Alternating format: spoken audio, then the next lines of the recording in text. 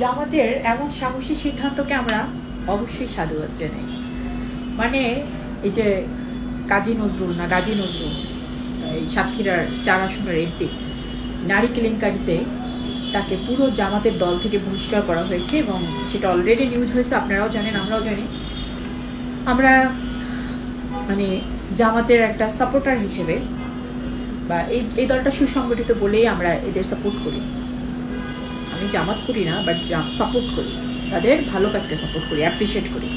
তো এই জায়গাগুলো থেকে আনন্দ লাগছে এবং জামাতকে অনেক সাহসী মনে হয়েছে। এবং এই লোক কিন্তু তার এমপি পদও হারাইতে পারেন সামনে, এরকম সম্ভাবনা আছে যে তিনি এমপি থেকেও চলে যাবেন, মানে এমপিতেও তাকে রাখা হবে না, দল থেকে তো বহিষ্কার আজীবনের জন্য। তো কথা হলো, আমরা চাই জামাতকে দেখে বাকি দলগুলো কিছু শিখুক।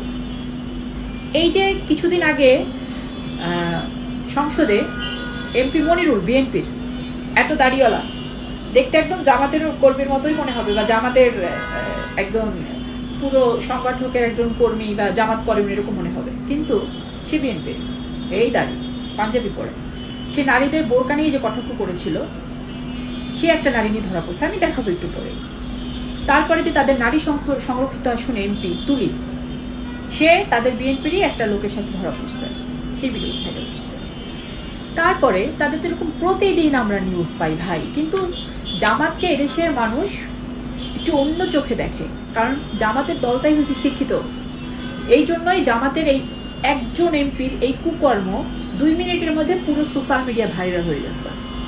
অথচ আমরা অন্যান্য দলের, নট অনলি দল ভাই, এরকম সাধারণ মানুষের বহুত আছে, কিন্তু এরা পপুলারিটি, এরা একটা দল, এরা একটা রাজনীতি সংগঠনের সাথে জড়িত আছে, তাদেরকে অবশ্যই সিস্টেমে থাকতে হবে। এদের তো এরকম নিউজ প্রতিদিন পাই, কিন্তু তাদের বিষয়ে তাদের সংগঠন বা তাদের দল তারা কি কি সিদ্ধান্ত নেয়, কই আমরা তো সেটা জানি না। আমরা গত ভোটের আগে আমরা দেখেছি এমনও কিছু লোকজনকে আছে যারা তাদের দল থেকে বহিষ্কার করার পরে তাদেরকে আবারও দলে নিয়োগ করা হয়েছে।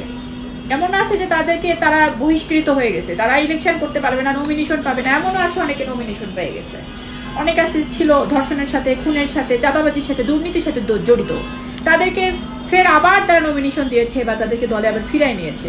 সো আমরা এরকমের রাজনীতির সংগঠন বা এরকমের দল দেখতে চাই না। আমরা সাধারণ জনগণ হিসেবে আমরা আপনাদের ভালোটাকে ভালো বলবো, আমরা আপনাদের খারাপটাকে খারাপ বলবো। তো আমরা চাই আপনারা জামাতকে দেখে শিখেন এবং আপনারাও এরকমের সাহসী সিদ্ধান্ত নেন। তবে আমরা এখনো অপেক্ষা আছে জামাত যেন আবার এই বিএনপিদের মতো বহিষ্কার করার পর আবার দলে ফেরত না নেয় অন্য সিস্টেমে, সেটাও দেখার অপেক্ষা। যে সেই এমপি মনিরুল দেখেন অবস্থা, এই মহিলাকেও দেখেন ধরছে, ধরা পড়ার পরে সবাই আবার এভাবে নিয়ে ভিডিও আর ছবি তুলে রাখছে।